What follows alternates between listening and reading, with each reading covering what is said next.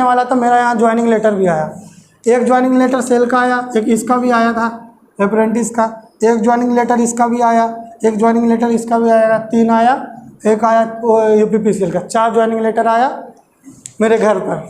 तो सब सोचता था अगर ये भी दे देते तो शायद आ ही जाता, दिए नहीं। खैर ये आप तो जानते हैं सेल महारत्ना, ठीक है।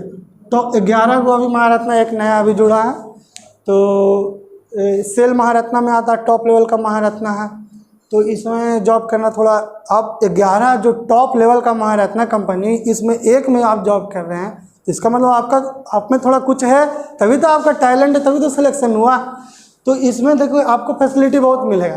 पहले सैलरी की बात करें तो 1 तारीख को तो माना निश्चित है, चाहे आपका दुनिया इधर से उधर हो जाए, ये सैलरी आपका आएगा, ठीक है। तो ऐसा नहीं कि सैलरी रुक जाएगा, ठीक है। तो सबसे पहले कि टाइम पर सैलरी आता है। दूसरी बात, इसमें आपको मेडिकल फैसिलिटी भी मिलेगा, आपको और फैमिली को।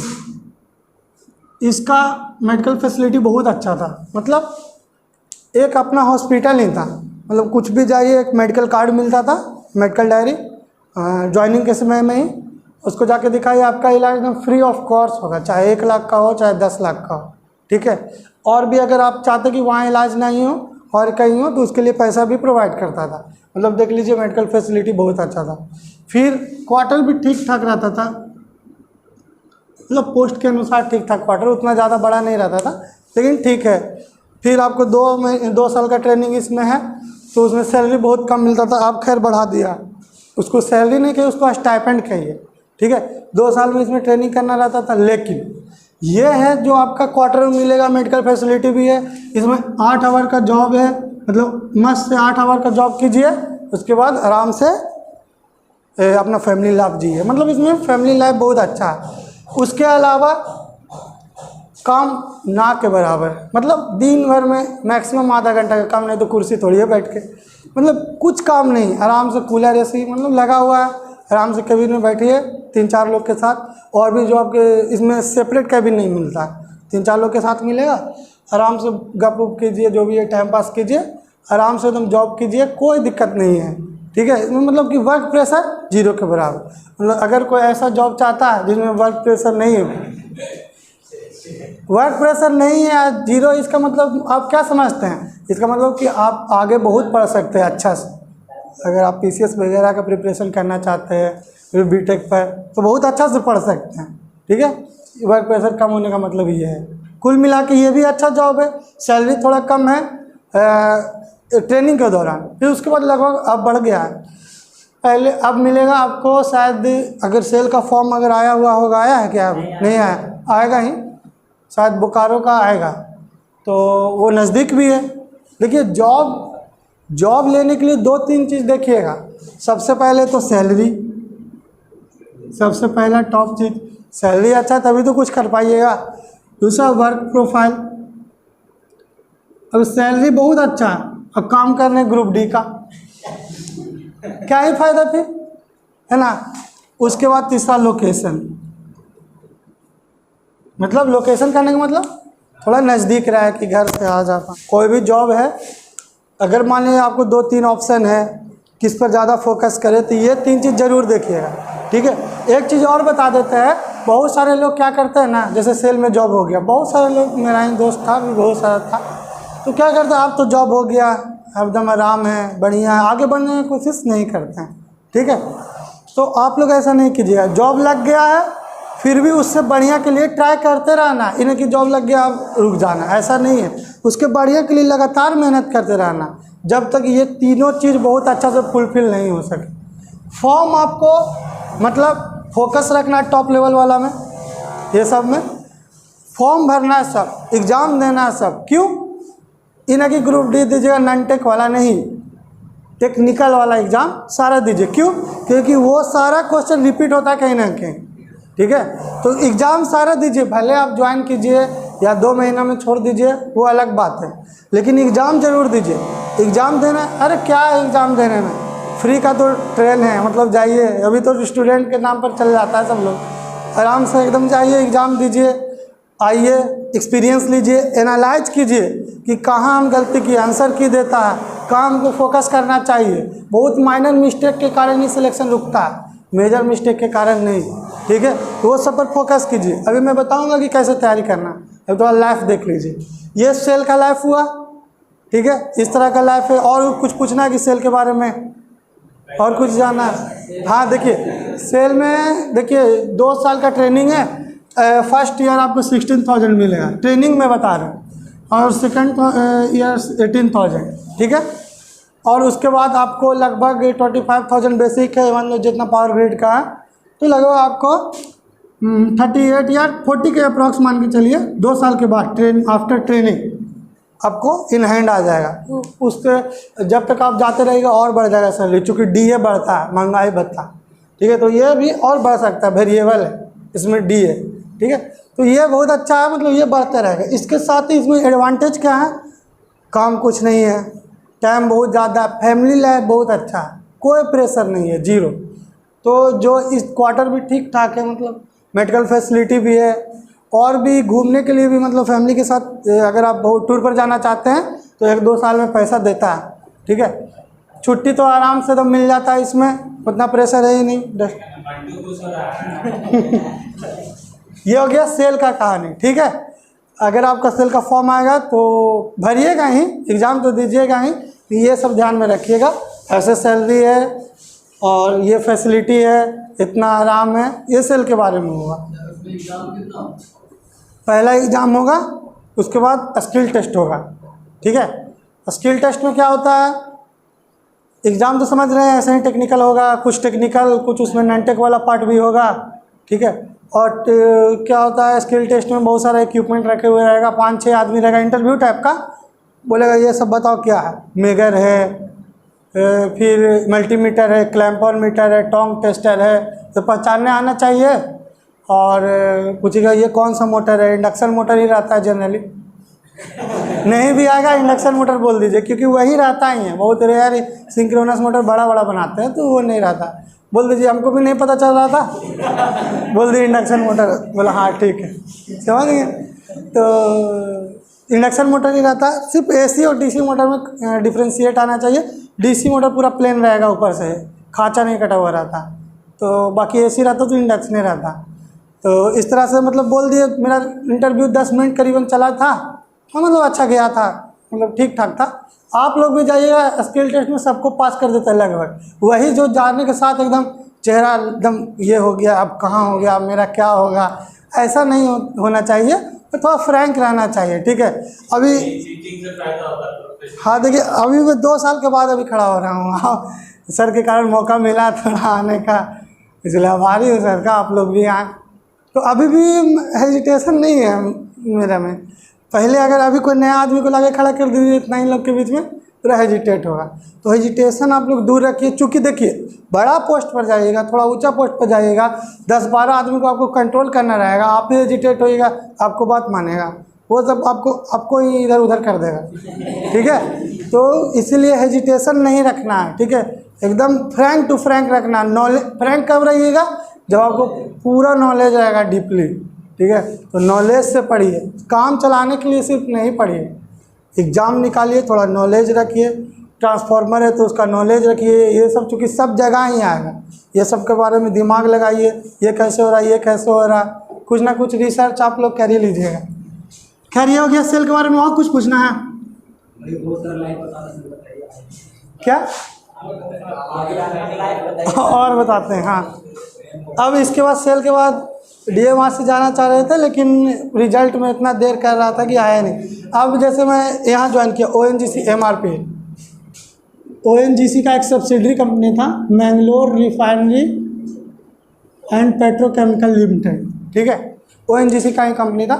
तो ONGC जान रहे हैं, टॉप महारत्ना में ये भी आता है। और क्यों हम सेल गए, और भी पावर ग्रिड में ज़्यादा मेहनत नहीं करते थे, क्यों नहीं करते थे, सेल में क्यों चल गए, यहाँ ही क्यों चल गए इसको छोड़ के, और भी उसमें पावर ग्रिड का ये फॉर्म आ रहा था उसको क्यों नहीं भरते थे, ये भी बताएंगे। खैर ONGC MRPL इसमें गए। यहाँ का लाइफ क्या था कि यहाँ थोड़ा अच्छा था, वर्क प्रोफाइल थोड़ा ठीक था, मतलब लाइफ थोड़ा और बढ़ गया, क्वार्टर भी थोड़ा अच्छा मिलता था, सैलरी भी थोड़ा ज़्यादा था, और फैसिलिटी कुछ ज़्यादा था। मतलब यहाँ फैसिलिटी बहुत ज़्यादा था। फैसिलिटी क्या कि आपको आने जाने के लिए वहाँ जब सेल में थे तो आपको अपना व्हीकल यूज करना होगा, या पैदल जाइए या साइकिल से जाइए, कैसे भी जाइए, कंपनी आपको कुछ नहीं देगी। यहाँ हमको बस का सुविधा देगा, मतलब जब भी आपको जाना है, ठीक है। तो यहाँ बढ़िया था, मतलब बेस्ट फैसिलिटी था, व्हीकल फैसिलिटी था।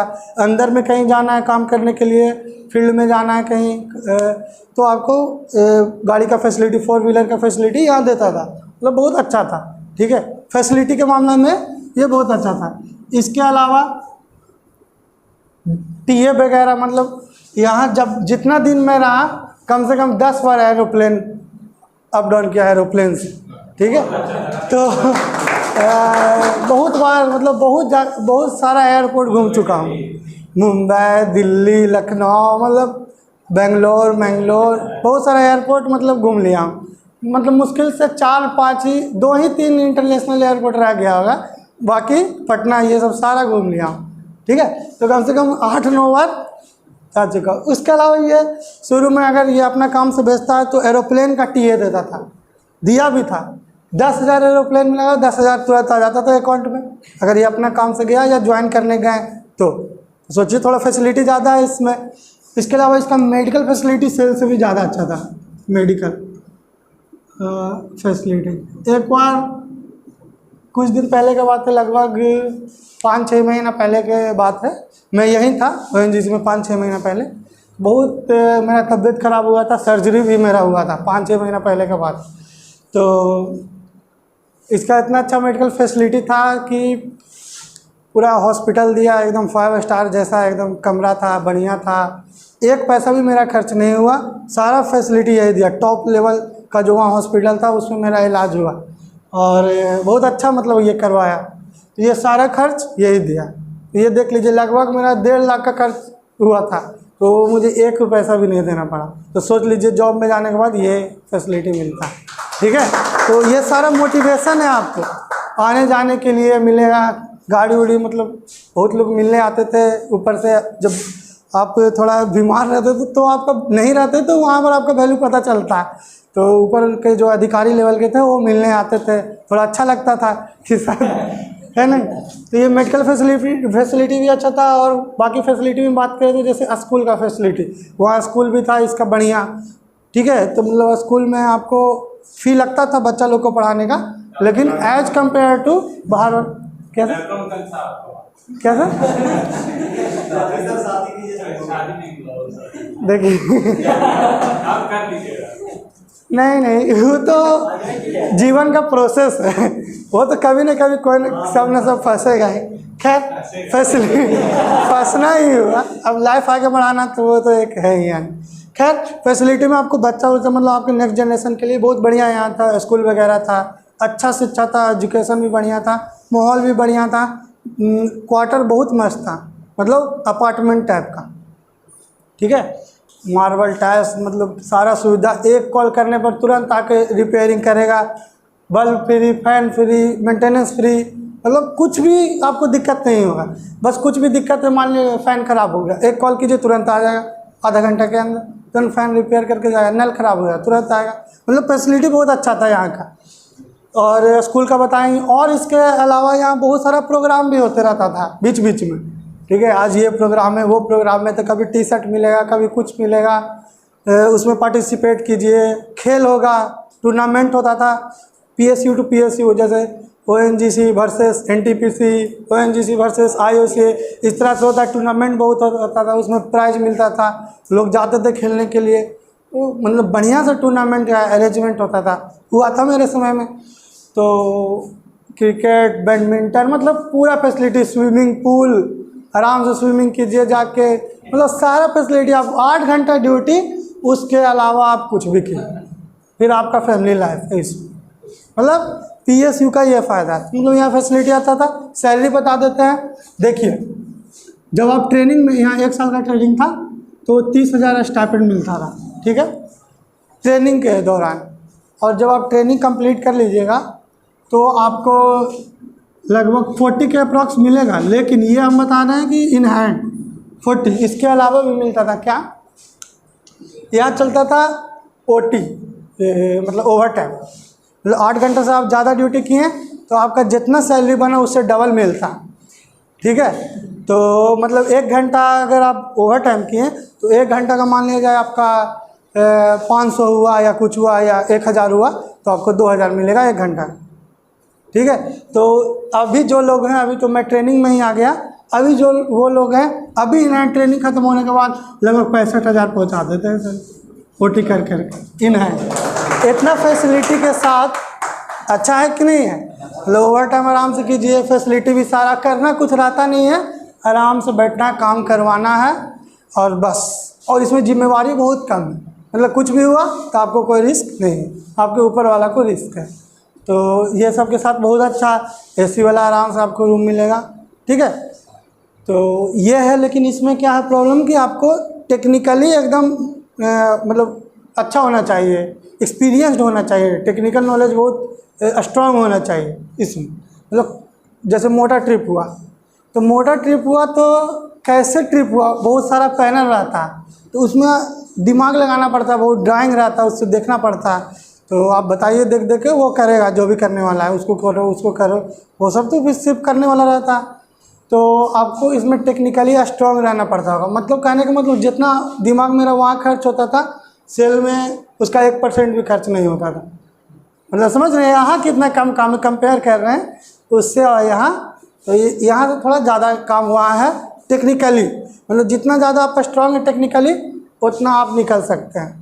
मतलब कहने का मतलब ये ऑयल इंडस्ट्री है, अगर आप ऑयल इंडस्ट्री में जा रहे हैं तो आपका टेक्निकल स्किल थोड़ा ज़्यादा रहना चाहिए, ठीक है, as compared to other industry, ठीक है। ये हुआ इसका फैसिलिटी के बारे में, सैलरी भी बताए दिए और मेडिकल बताए दिए, प्रमोशन भी ठीक ठाक है, मतलब उतना अच्छा नहीं है।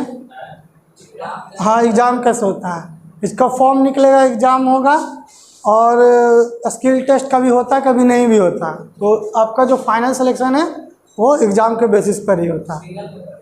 हाँ, सिंगल पेपर टेक्निकल होता है, उसमें कुछ नंटेक आता है, पैटर्न बदल सकता है, तुरंत सिलेबस देगा, सिलेबस तो हमेशा कभी भी चेंज हो जाता है, तो ऐसा नहीं है कि सिलेबस वही रहे, ठीक है।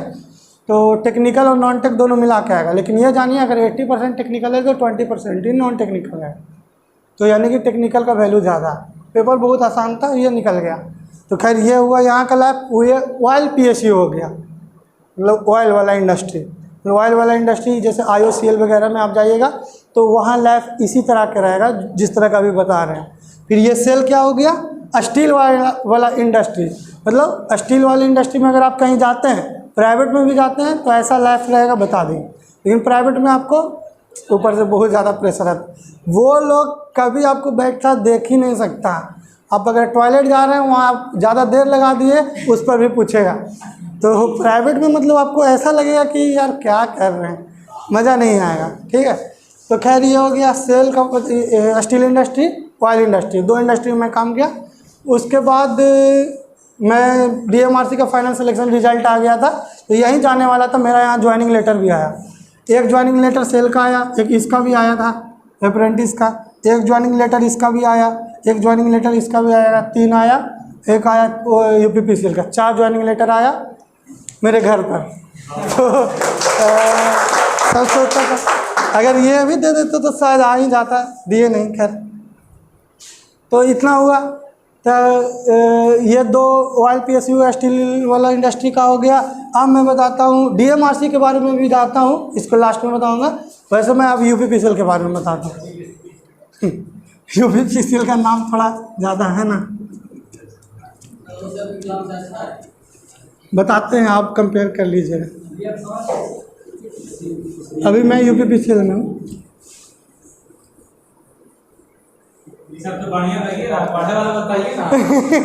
पढ़े वाला भी बताते हैं। आज जैसे UPPCL का है,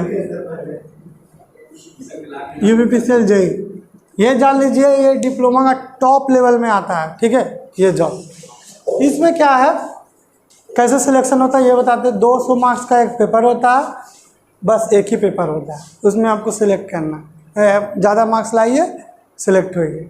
वैसा कुछ नहीं, इंटरव्यू वगैरह का कोई लफड़ा नहीं है। ऑनलाइन पेपर होगा, CBT 150 टेक्निकल, 50 नॉन टेक्निकल, 20 जिसमें रहेगा आपका GK और 10 हिंदी 20 रीजनिंग, बहुत अच्छा सिलेबस, ठीक है। यूपीपीसीएल के बारे में बता रहे हैं। यह सबसे पहली बात 4600 ग्रेड पे का जॉब है। अब ये क्या होता है ग्रेड पे?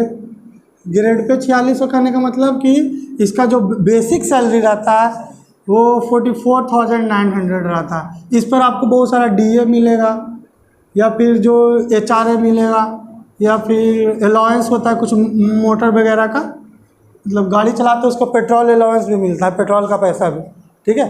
तो वो भी 30 लीटर का शायद मिलता है। प्लस इसमें मेडिकल फैसिलिटी भी है, लेकिन कैसा मेडिकल फैसिलिटी है वो भी बताता हूँ। ये यूपीपीसीएल जहाँ जेई लग गया ना, जहाँ आपके पोस्ट में जेई लग गया तो समझिए वो आपका पोस्ट थोड़ा ऊंचा है। अब से नीचे 2-3 पोस्ट है। इसके नीचे आपके नीचे टेक्नीशियन रहेगा, या जिसको TG2 बोलते हैं। उसके नीचे लाइनमैन रहेगा, उसके नीचे भी साफ़ सफाई वाला भी रहता है, और आपका गार्ड वगैरह रहता है। और ये सारा का हेड आप रहिए, मतलब आपके नीचे 10-12 आदमी रहेगा सबको हैंडल करना। सोच लीजिए, थोड़ा अच्छा लगता है कि नहीं? आपके नीचे आपके आदेश पर 10-12 आदमी अगर आपके नीचे काम कर रहा है तो कैसा लगेगा आपको? थोड़ा अच्छा लगेगा कि जॉब लगा है कि नहीं? तो ये यूपीपीसीएल के बारे में था। इसका सैलरी बहुत अच्छा है। लगभग अभी के अनुसार से इसका अगर ग्रॉस सैलरी माने, ग्रॉस मतलब कि जितना बनता है कटने से पहले, तो कम से कम 63-64,000 रहेगा पर मंथ का, ठीक है। हाँ, 63,000 वो ग्रॉस हुआ। इन हैंड माने कट उठ के 55 के अराउंड आपके आ जाएगा। इनकम टैक्स भी कटता है तो उसके अनुसार से इन हैंड आपको मिल जाए। इतना तो मोर देन सफिशिएंट है। इसके अलावा भी मैं बताता हूँ, ठीक है। ये सैलरी है। अभी यूपीपीसीएल में आपको सैलरी छूना नहीं पड़ता है, ऐसा बोला जाता है। खैर अब समझ जाइए आप लोग। तो ये होता है यूपीपीसीएल का थोड़ा सा। और यहाँ रिस्पेक्ट भी ज़्यादा है।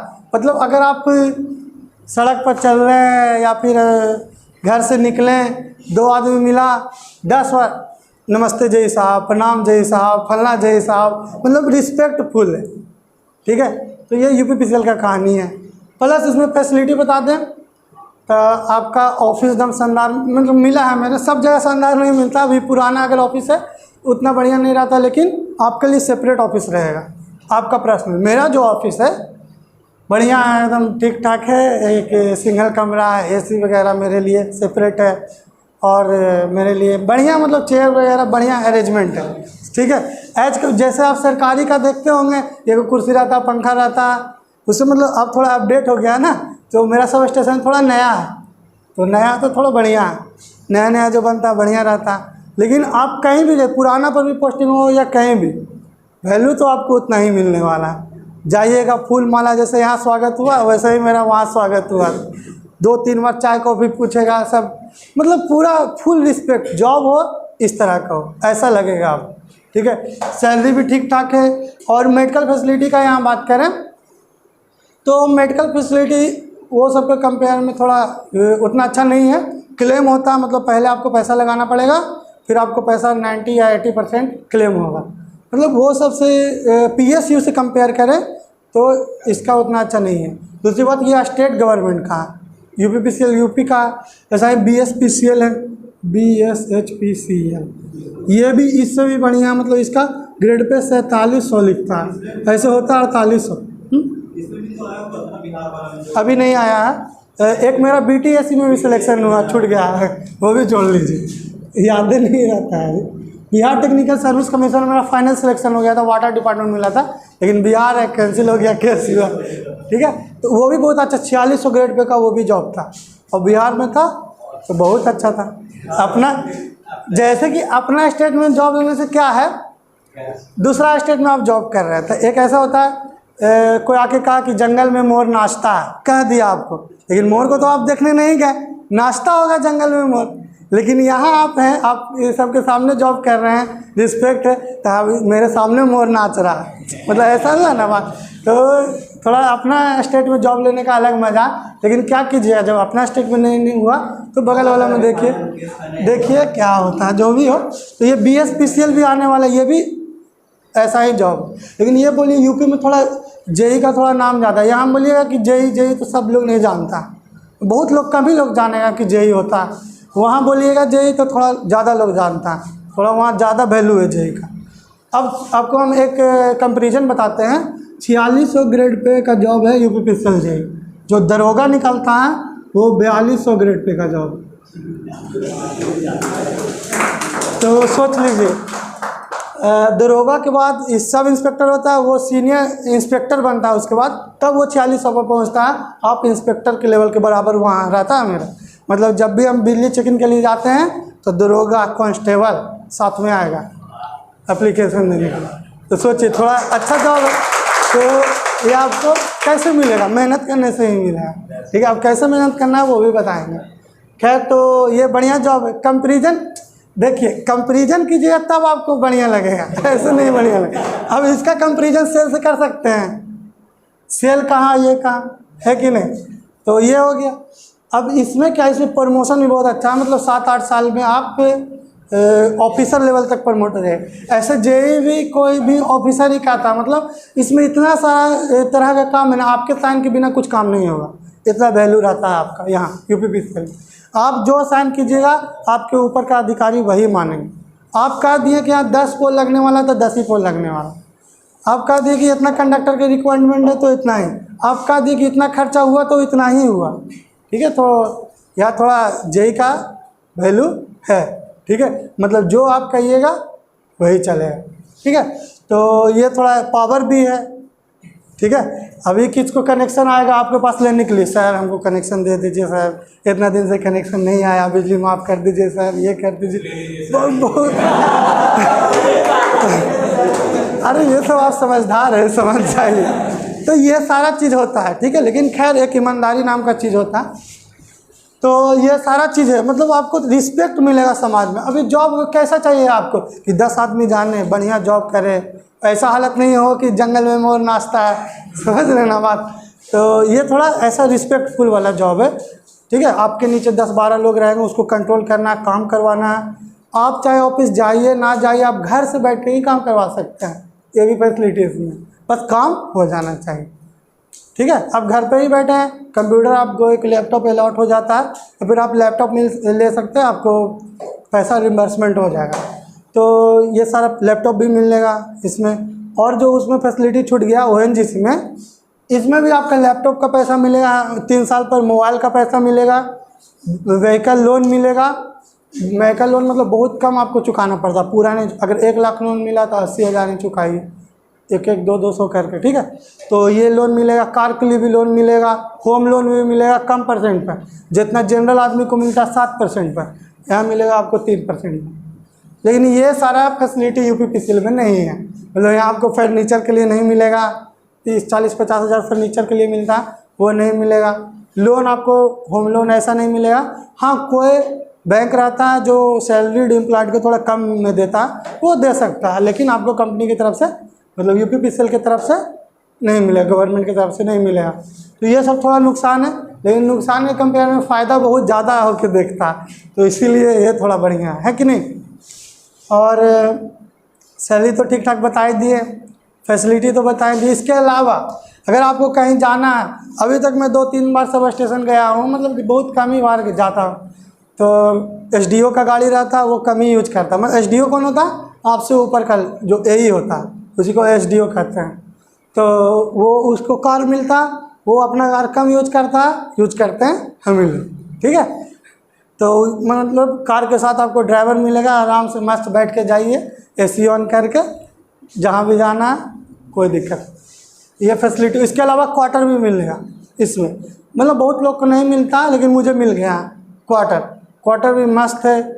मतलब 3-4 रूम का क्वार्टर है। मतलब वैसा समझिए कि वैसा अगर क्वार्टर लेंगे तो 10-12 हज़ार लगेगा रेंट, अब मिलेगा भी नहीं उतना बड़ा, ऐसा समझ लीजिए। अपना एक पर्सनल गार्डन है मेरा, 2-3 रूम का फ्लैट है, हॉल है, मतलब सारा चीज़ फैसिलिटी है, बढ़िया है। ठीक है, अभी तो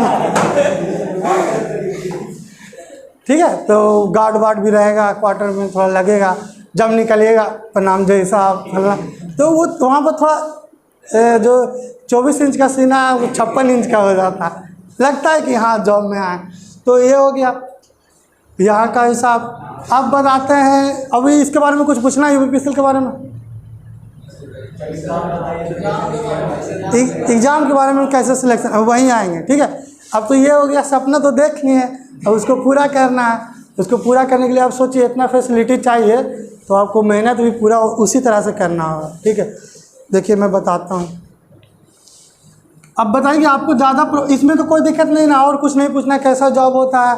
और जो भी पीएस ये मैं बताया ना, और कोई भी पीएसयू में जाइएगा ना तो इतना फैसिलिटी आपको मिलेगा। ये पीएसयू का कहानी हो गया, ये गवर्नमेंट वाला का कहानी हो गया। देखिए जॉब कैसा कैसा होता है। एक होता है सेंट्रल गवर्नमेंट, ठीक है, एक होता है सेंट्रल पीएसयू, एक होता है स्टेट पीएसयू, एक होता है स्टेट गवर्नमेंट। ये दोनों के आप एक ही मानिए। ये दोनों में क्या है डिफरेंस। सेंट्रल गवर्नमेंट जॉब होता है जैसे कि एसएससी, जिसका सिलेक्शन एसएससी से होता है और रेलवे से होता है, दो ही हो, और एक डीआरडीओ, मतलब जो फुल्ली सेंट्रल गवर्नमेंट का है, जिसमें किसी का भी 1% भी स्टेक नहीं है, मतलब कोई भी दूसरा कंपनी का 100% इसमें गवर्नमेंट का ही इन्वेस्टमेंट है, उसी से ही फ़ायदा ले रहा है। मतलब ये उतना मतलब कमाने के लिए नहीं बना हुआ है। जैसे ऑयल सेक्टर है आपका, बता रहे हैं, ऑयल सेक्टर IOCL है। ये क्या करता है, ऑयल लेता है, ऑयल बेचता है, फिर उससे पैसा कमाता है, सरकार को देता है। तो ये हो गया, ये दुकानदारी कर रहा है। तो ये सेंट्रल गवर्नमेंट का नहीं है, ये सेंट्रल PSU है। लेकिन जैसे कि आप देख लीजिए SSC से होता है सिलेक्शन, तो वहाँ क्या होता है कि इंस्पेक्शन का काम होता है जेई का। CPWD में भवन निर्माण होता है, उसमें भवन निर्माण में होता है, तो आपको इंस्पेक्शन का जॉब मिलता है, जो सुविधा के लिए हुआ है। मतलब इससे गवर्नमेंट को उतना फ़ायदा नहीं है, लेकिन ये सुविधा के लिए जॉब है, जो फुल्ली आपको क्या रहेगा, गवर्नमेंट कराएगा। ठीक है, जैसे कि किसी को सुविधा के लिए बिल्डिंग बन रहा है, सरकारी बिल्डिंग, तो सरकारी बिल्डिंग बन रहा है, तो उसमें क्या प्राइवेट वाला आता है इंस्पेक्शन के लिए? नहीं, हम ही लोग आते हैं। वायरिंग वगैरह देखना पूरा बिल्डिंग का, तो CPWD का इंजीनियर आता है, इलेक्ट्रिकल। बिल्डिंग देखना है तो CPWD का सिविल इंजीनियर आता है, चेक करता है इसका क्वांटिटी कैसा बना, रोड का क्वांटिटी मतलब जो मटेरियल यूज हुआ कैसा बना, वो सब क्या फैसिलिटी ना प्रोवाइड कर रहा है गवर्नमेंट। उसके लिए वो उस तरह का जो जॉब होता है वो सेंट्रल गवर्नमेंट के अंतर्गत आता है। तो इसका सिलेक्शन कहाँ से होगा आपका? SSC, RRB, ठीक है, फिर DRDO, ठीक है, और भी देखिए, और DAE एक होता है, मतलब डिपार्टमेंट ऑफ एटॉमिक एनर्जी। जैसे इसमें आ गया IG कार। एक चीज़ और छूट गया, IG कार में भी मेरा सिलेक्शन हुआ था, धीरे धीरे याद आता। तो IG कार भी है, ठीक है, तो इसमें IG कार आ गया और बार्क आ गया DAE में। ये भी बहुत मस्त जॉब है। क्यों मस्त है? इसमें आपको पूरा पढ़ना पड़ेगा। इसमें भी 2 साल का ट्रेनिंग है, 16-18 हज़ार। उनके पास सैलरी मस्त है, लोकेशन बढ़िया रहता है, फैसिलिटी बढ़िया है, इसमें प्रमोशन बहुत अच्छा, आपको आगे पढ़ाएगा भी इधर। मतलब ज़िंदगी भर आपको रिसर्च का जॉब है, मतलब कुछ आप कर सकते हैं, ठीक है, साइंटिस्ट जैसा फीलिंग आएगा, ठीक है। तो DAE बहुत अच्छा फैसिलिटी देता है। ये आ गया आपका DAE के अंतर्गत। ये सब जॉब बहुत अच्छा है, सेंट्रल गवर्नमेंट के अंतर्गत आता है। PSU में अगर आप देखें तो जैसे IOCL हो गया, BPCL हो गया, SEL हो गया, जितना भी महारत्ना हो गया, ठीक है। और फिर एक होता है आपका क्या, NPCIL। ये भी DAE के अंतर्गत ही आता है, लेकिन ये सेंट्रल PSU है। इसका 100% स्टेक गवर्नमेंट के पास है, मतलब 100% ये गवर्नमेंट का। लेकिन ये सब में क्या है, IOCL वगैरह में 50% से जो ज़्यादा स्टेक गवर्नमेंट के पास रहता है ना, मतलब जितना पूंजी, जैसे इस बिल्डिंग में हमको 100 रुपया लगा, तो 50 रुपया से ज़्यादा अगर गवर्नमेंट का है इसमें लगा हुआ, तो वो सेंट्रल PSU कहलाता है, ठीक है। तो उसमें और PSU में जितना फैसिलिटी मिलता है वो किसी में नहीं मिलता, ठीक है। एक चीज़ और बता दें, ये सारा जो जॉब है SSC, RRB, DRDO, ये सब का ग्रेड पे रहता कितना, 4200 ग्रेड पे रहता। UPPCL का कितना रहता, 4600। तो ये 4200 ग्रेड पे का जॉब है, लेकिन इसमें फैसिलिटी इतना है ना सेंट्रल गवर्नमेंट का, तो TA वगैरह देकर UPPCL के अलावा के बराबर आपको सैलरी पहुंचा देगा, ठीक है। 4200 ग्रेड पे करने का मतलब 38,000 कुछ रुपया इसका बेसिक रहता, नहीं 36,000 कुछ रुपया है, ठीक है, 36,000 कुछ रुपया इसका बेसिक रहेगा, 36,800 के समथिंग।